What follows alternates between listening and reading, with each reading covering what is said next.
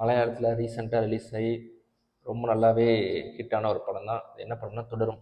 மோகன்லால் நடிச்சிருப்பார்.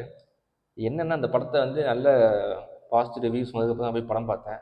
படம் பார்த்தோன்னே எனக்கு அவ்வளோ ஆச்சரியம். ஏன்னா அவ்வளோ ட்விஸ்ட்டு டர்ன்ஸ் அதெல்லாம் இருந்தாலும் அவ்வளோ அழகாக ரொம்ப சூப்பராக காமிச்சிருந்தாங்க. நம்மளுக்கே அப்படியே வந்து சீட்டடிச்சு போகிற மாதிரி அந்தளவுக்கு அழகாக இருந்துச்சு. அதாவது மோகன்லால் ஒரு ஸ்டண்ட்மேனாக இருப்பார். ஸ்டண்ட்மேனாக இருந்துட்டு அது என்ன இருந்துச்சு, அதுக்கப்புறம் அவங்க வந்து மூவ் ஆகி மறுபடியும் அதாவது கேரளாவுக்கு வந்துடுவாங்க. ஃபஸ்ட்டு சென்னையில் இருப்பாங்க, அப்புறம் கேரளாவுக்கு மூவ் ஆகி வந்துடுவாங்க. கேரளாவுக்கு வந்ததுக்கப்புறம் அது அழகான ஒரு குடும்பம் இருக்கும். அப்புறம் ஒரு ஒரு விஷயத்தில் போலீஸில் மாட்டுவார். அதுக்கப்புறம் ஒரு கொலை நடக்கும்.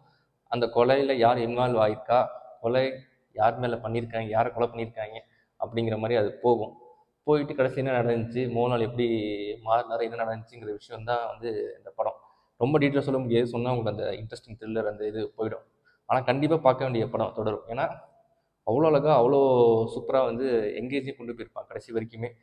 படம் ஆரம்பிச்சு ஒரு 1/2 மணி நேரம் அழகாக அந்த குடும்பத்தை அந்த ஃபேமிலி காமிச்சிட்டு இருப்பாங்க. மோகன்லாலோட சின்ன சின்ன க்யூட்னஸ் அழகான விஷயங்களை பண்ணிட்டு இருப்பாரு.